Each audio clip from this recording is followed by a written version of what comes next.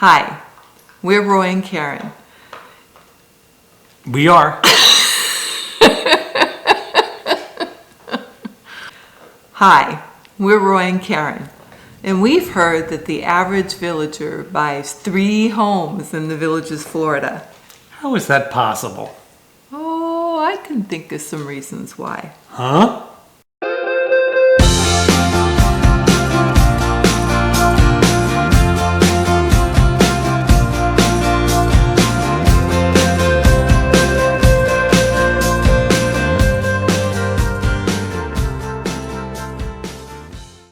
Before we discuss why somebody would buy another home, why don't we talk about why somebody bought the home they're currently in? Well, maybe they just wanted to get here. They experienced the Villages lifestyle and they love it and they want to get here. And they pick this home and they think, it'll work. Yeah, and in some cases, it's just hard to get your dream home. You find that you're third in line how many times on a new construction and you just don't get it. So you just buy something to get here. Or you're in there outbidding all your fellow bidding participants on a pre-owned home. It's just there's a lot of people that want to be here. And the second reason I can think of is you did buy what you thought was your perfect home. Yep. And then you change your mind. Change your mind, you get here and you realize, wait a minute, I didn't think about this. Yeah. And then there's those that just don't think and buy. And they're impulse buyers. They just are here and they're excited and they just buy a home. They're here. Those people right there. They're here. They're here. Hold on. They're here. And now they want to buy another home. Why? Why do they want to buy another home? Well, maybe they fell in love with a different village. The one they bought in looked great. It was awesome. But they're spending all their time somewhere else because that's where all their favorite activities are held. Or maybe they got down here with their moving truck and they went, oh my gosh, my stuff is not going to fit. We sold everything. We didn't have that problem. Oh, you hear of a lot of people. We see a lot of stuff parked in the driveway when we get here. No kidding. People throw a lot of stuff away that doesn't fit in their new homes. Yeah. Maybe they want a view? Oh yeah, some of these preserved views and the pond views are just gorgeous. We're making friends with neighbors with pond views so we can hang out in their lanai. Hi. What if you bought a 20-year-old pre-owned home up north? Maybe you decided it was a little harder and more expensive than you thought to get those updates and upgrades done that you really felt you needed to have. And you know what else? You found out that you could sell that 20-year-old home for a lot more money than buying a new construction was going to cost you. So, why not? Yeah. Okay. What you might need a smaller home? Yeah, sometimes things happen. You might need a larger home because sometimes something might happen. Maybe you have a parent you're going to take care of now. Maybe you're going to have a parent that you're going to take care of now, or maybe there's a breakup situation, or somebody passed away, and things change. That's the one constant. You might decide that custom home sounds awful good. I just want to build one from scratch. Yeah, there's a lot of people that feel like that. They go out and find the perfect lot, and they want to just pick the perfect home to put on it and live the dream. Yeah. You might want to make it a rental. You might. Maybe you just got here just so you could get here and make the move a little bit easier as you came across the country and get situated and then get the home that you really, really want to have and rent out the one that you had. So let's go down that road. What if they want to turn their current home into a rental? What would be the pros? Pros would be it's an easy way to just move on into your new home and maybe make a little money and pay for that new home with the rental income that you receive and let your value continue to climb if the market's appreciating and in that cycle. But markets are cyclical. Oh, yeah, for You sure. could get caught in something. I mean, so I think about COVID, and just as COVID was hitting, I think everybody thought the market was going to crash. Nobody anticipated what we actually went through. I mean, very easily could have been the other way, right? Sure. I mean, in the market that we were in at the time, it was all the work from home people. Now they could work in a lot of different places. And this particular market, all of the people that could no longer travel suddenly wanted second homes and could go hang out in the villages and enjoy the life. Now, Karen is always saying we should be landlords. We should be in the business of rentals. We did it once, and I got to tell you something. I hated it. Just hated it. So stressful, and the tenants were always asking for something. So, what if somebody else feels like me, honey? Well, you don't have to manage it yourself. And most of the issues that Roy had were from managing it. And it's not always fun to deal with all those details. I mean, But collecting rent? collecting rent or the list of requests that comes with the rent, that's what we were dealing with a lot. So what would somebody do?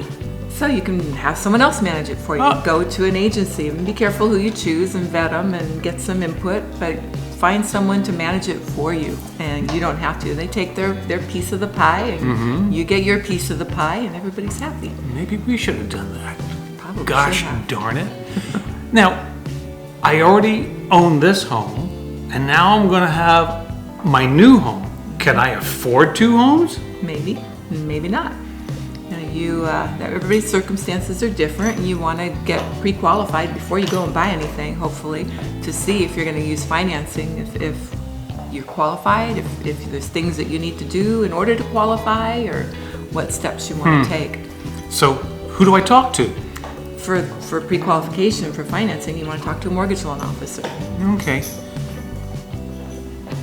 All right, so what if they do that and they really can't qualify to buy two homes? Or there's other extenuating circumstances, there's a million reasons, but they can't go the rental route. So what's the next step? So you sell the home. Sell first?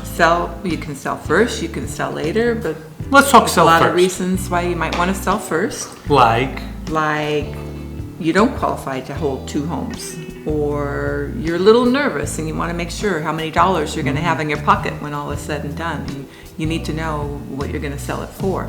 yeah, we bought first. We sold afterwards. But that's the market that we were in. Coming from Austin, Texas, very hot market. We felt very comfortable.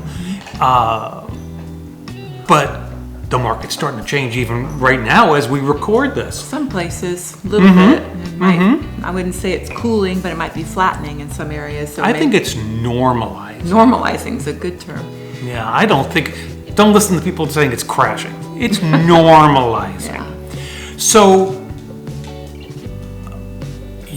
if you were to sell first, you'd have a lot of cash in hand, and that would make the buying process go And you're a only lot qualifying for one home. You don't have to qualify for two homes.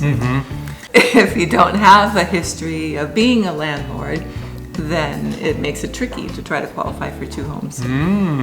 I didn't know that.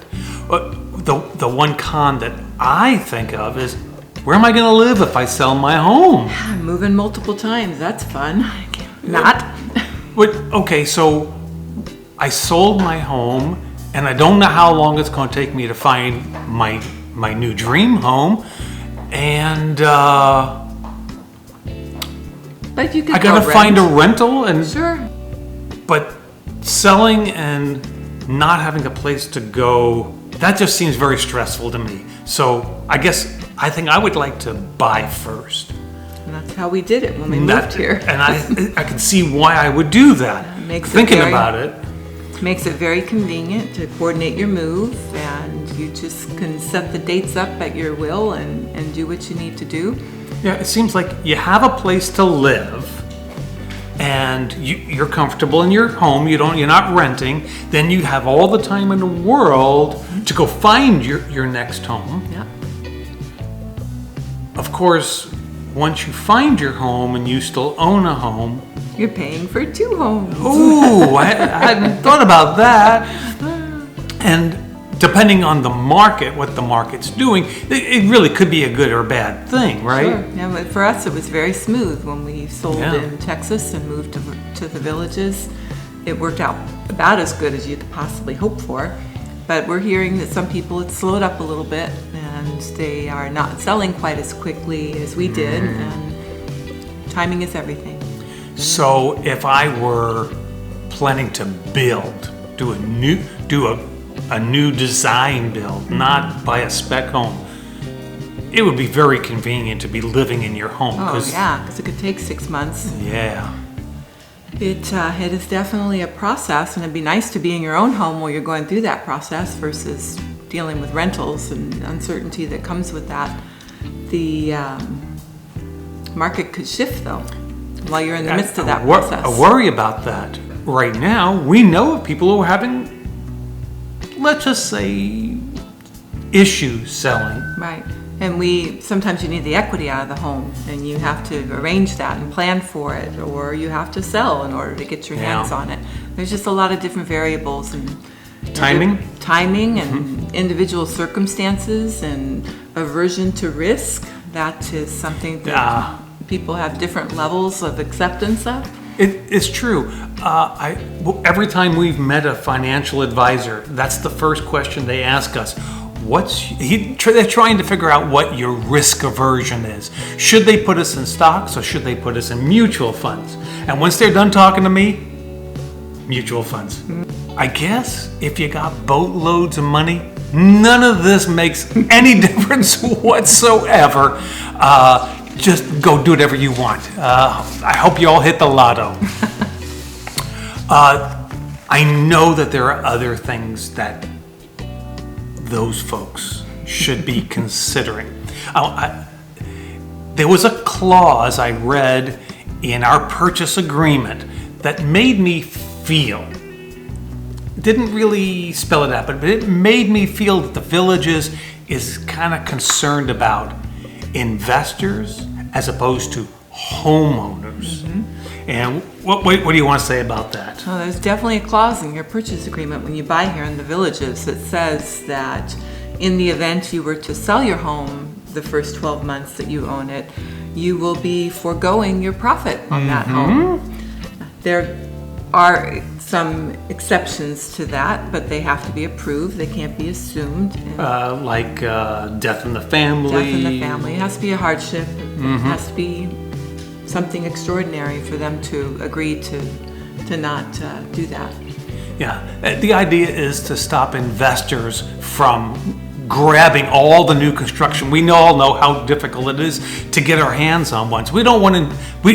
It's one thing to be competing against another homeowner, but to have a whole bunch of investors coming in trying to grab them, it would just make our lives doubly impossible. Yeah. So. But again, if you want to sell your house and it's brand new construction in less than a year, you just need to take this into consideration. Yeah, and either not sell it or cool your jets until the 12 months rolls by.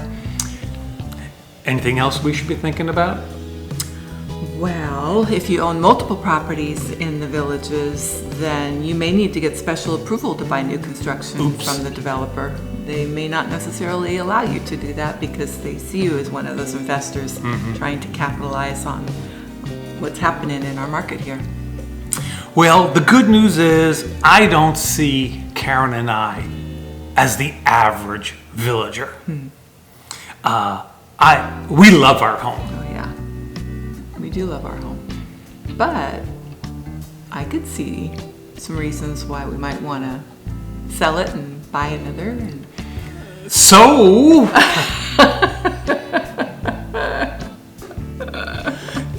you could just say this part right here, honey.